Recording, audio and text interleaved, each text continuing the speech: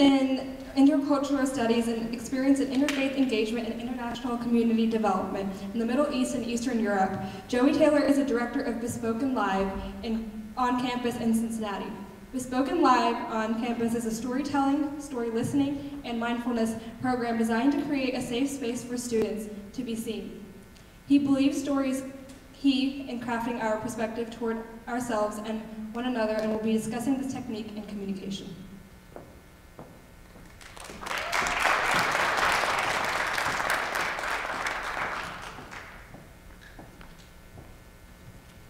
Ever since I was a young boy, I have this nagging, pervasive fear that people wouldn't be able to see me, that nobody could know me, that if people really understood who I was, then they couldn't love me. In fact, one of the things that I would do very often is climb my favorite tree in my backyard. And covered by the leaves, I would live out this narrative that nobody could see me. About 4 years ago, I moved back from the Middle East to Ohio. And when I was in the Middle East, I worked for a big international NGO where I did different types of work, interfaith, intercultural type stuff. And the thing is that wherever you go in the world, people are people, and life is life. And I know that. But I also know that it's really easy to be taken, to be captive to the shininess of this type of life, right? Where you are internationally traveling, and situations are a little dangerous, and maybe there's a vast array of religions and languages wherever you look, right? So when I came back to Ohio, having lived abroad actually reinforced this fear in me. It made me fear once again that people maybe really couldn't see me, that maybe people really couldn't know me, that maybe people really couldn't understand. But this narrative of isolation has always been challenged by a few people in my life. And one of those people is my friend Michael. My friend Michael lives in Seattle, and he has this really weird way of always knowing exactly what the subtext and motivation are for everything that I said. So when a month after I moved back to Ohio, I was diagnosed with stage 4 cancer, it wasn't surprising to me that he knew exactly what I needed. I remember calling him, and I remember saying to him, telling him about the diagnosis. I remember him saying to me immediately, the first thing, "I'm coming, I'll be there." And I remember the next day, him sitting in my living room in my apartment, and it was kind of cold in my apartment, and but more than the temperature really, I felt this pervasive sense of sadness and uncertainty and fear. And I remember having my head in my face in my hands, and just being completely overwhelmed and distraught with the situation that I just learned about. And I remember Michael refusing to give me that empty sentiment of comfort, right? Because he had no idea what was happening. He had no idea the way out of this. And he refused to do that. He refused to give me that empty sentiment. So instead, I remember looking up from my hands and seeing Michael look at me. And I did this a couple of times, and every time I looked up from my hands, he would look at me again, right? And after the third or fourth time, I started to feel a little weird about it, started to feel a little awkward, started to feel a little exposed. Because I'm like, what the heck? Why is this dude keep looking at me, right? But it also reminded me of a time when I climbed that tree, when I climbed my favorite tree, right? And so you need to know that my favorite book growing up was this book called My Side of the Mountain. Anybody know this book, My Side of the Mountain? So My Side of the Mountain is this book where this little boy, he runs away to the Catskill Mountains. He climbs this ledge, finds a falcon's nest, then grabs the baby falcon, raises and trains this falcon so that the falcon can feed him for his entire time in the Catskills. And whenever I heard this, when I read this book the first time, I knew I had to have a falcon. I had to have a falcon, right? And so, as I was climbing my favorite tree, I looked up at the highest branch, and up there at the highest branch, I saw this nest. And of course, I was convinced it was a falcon's nest. You guys got it. So, this is what happened. I jumped down the tree as fast as I could. I ran to my neighbor's house, Nathan, and I said, Nathan, come on, come with me. We're going to get this falcon finally. And we sat at the bottom, the base of the tree, and we looked up in the branches, way high in the air at this nest. And once he saw how high it was, he gasped like that and said, there's no way I'm going up there with you. So I was undeterred, a little angry because he wasn't super loyal, but undeterred. So I said, I'll do it myself. I'm going to go. So I started climbing this tree that I had climbed many times before, but this time the destination was much, much higher, right? And as I started to climb, the branches got a little skinnier and a little skinnier, and the wind started to make the tree sway, right? My heart started to beat a little faster and a little faster. But at the same time, the nest was getting larger and larger, right? So as the nest got larger, I became more and more motivated to keep going.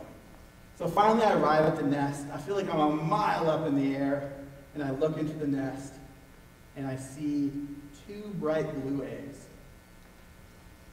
Now, I was no like stranger to eggs or to nests, so I knew right away this was not a falcon's nest, right? It was a robin's nest. These are robin eggs. So I looked down at Nathan and I said, hey Nathan, and then before I could get out the next word, I realized how high up in the air it was, and freaked out, completely freaked out, and yelled at Nathan and said, Nathan, come up here and help me. But I knew, by the way he was looking at me, his body posture, there was no way he was going to help me. So I did what every good little boy does in that situation when they're terrified out of their mind. I started crying for my mom, right? I was crying for my mom.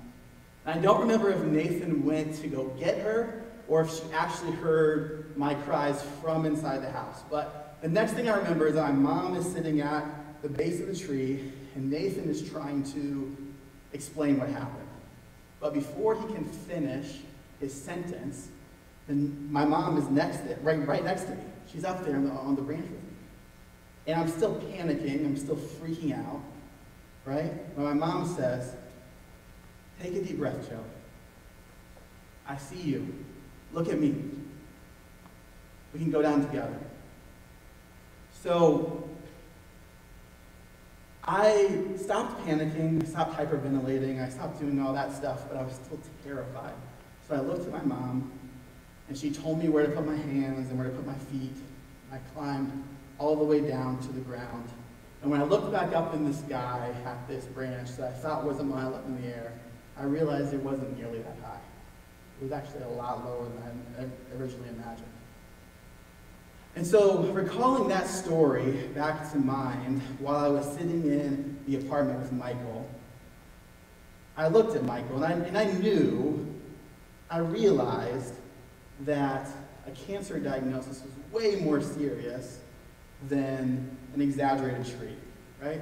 And I knew that neither he nor I knew the way out of this. But I was really grateful. I was really thankful that he and I could look at one another and climb together. So that's my story. And at Bespoken, we think that the only way you can make sense of the world is through story. The only way I can know who you are, I can know who I am, I can know who we are together, is through story. Through story, I can be seen by you all, you can be seen by me. And so I thought maybe, if you guys would be game, we could do something a little weird. Does that sound good? Yeah, cool. All right, so what I'd like you to do is to take you through a little simple visualization exercise to try to prompt stories from your own lives. That sound cool? All right, cool. So what I need you to do is I need you to put your feet flat on the ground. And I need you to put your back against the back of the chair, and sit up as straight and tall as you can, but still be comfortable, okay? And I need you to take a deep breath in, and a deep breath out, and a deep breath in, and a deep breath out. And I want you to gently close your eyes. Try to bring to mind a place when you were little that you felt safe. Maybe this place is your bedroom, or maybe it is the kitchen table or your grandparents' house, or maybe it's a place in nature like a tree. Try to picture that one specific place, okay? Imagine that you're there.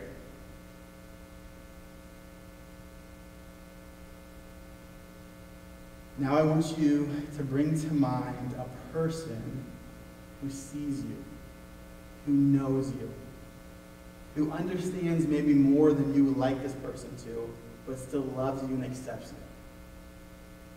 Bring that person to mind. I want you to allow your body to be filled with gratitude for that person, with gratitude for the relationship that you have with that person.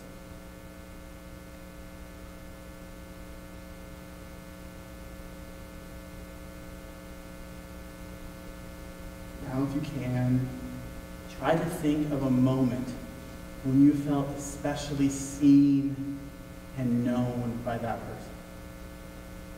A moment when that person was able to penetrate through all the faces and the fronts that you project and see the real, authentic you. This doesn't need to be the biggest moment of your life where you felt seen. It can be the moment when you were diagnosed with cancer. It can be the moment where you got scared of being in the tree. That wasn't really that tall. Whatever comes to mind first, that's great. Go with that one, okay? But enter back into that story as if you're watching a movie. Picture who else is there. Picture where you are. Remember the physical and emotional sensations. Remember what happened, the temperature. And let's just stay here for a second and let the whole scene play through.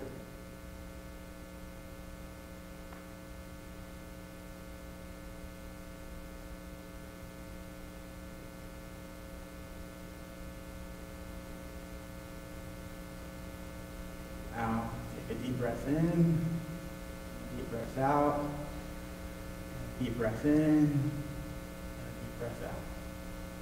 Go ahead and open your eyes. Now, this next part is really important, okay? I need you to think of, to craft one sentence to tell your story. Only one sentence, though, okay? So if my story that I just told were a sentence, it would be something like, when I was scared and sick, both my mom and Michael saw me and knew what I needed, okay? So take a second and try to craft a one-sentence story of an explanation of the story that you just imagined, okay? Doesn't need to be perfect, but just one sentence. No more than 4 clauses or whatever. It's a straightforward sentence, okay?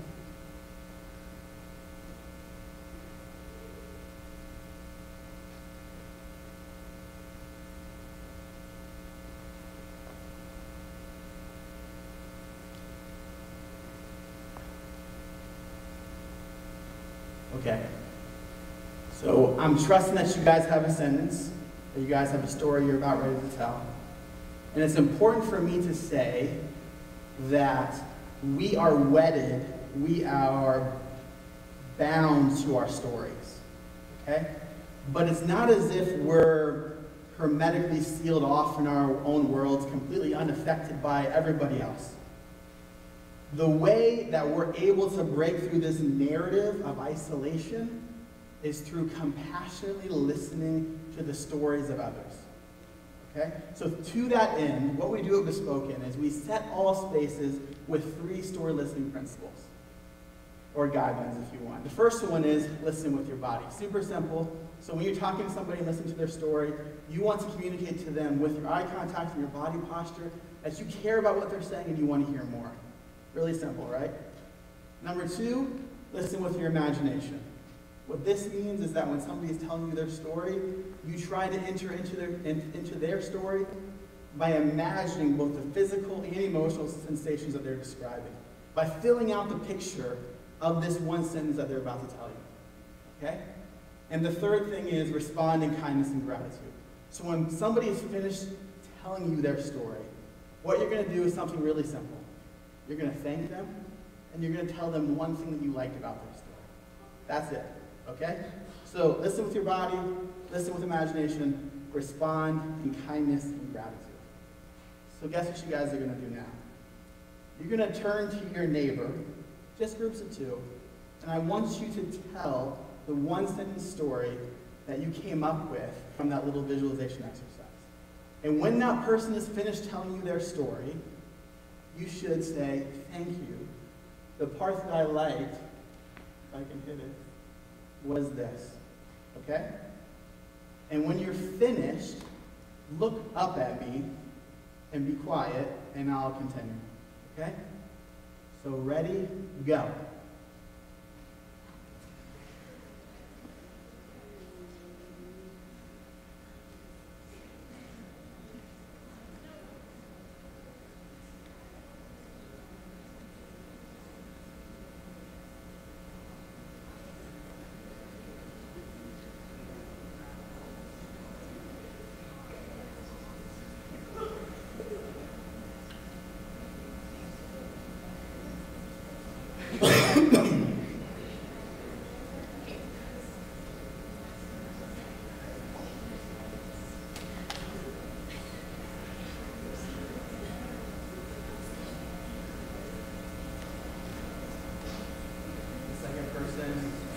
Second person should be talking now.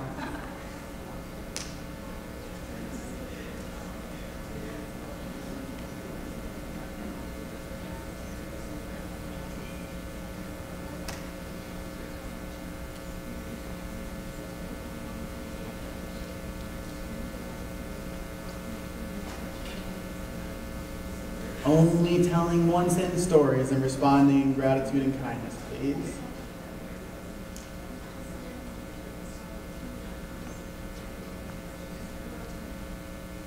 Okay, thanks for doing that with me. Thanks for that little exercise with me.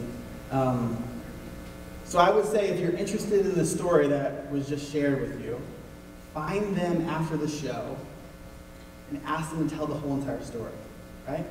Ask them to tell the entire story. That would be a great thing to do. So, at Bespoken, we think that high schoolers, and actually all of us, are facing unprecedented levels of social isolation.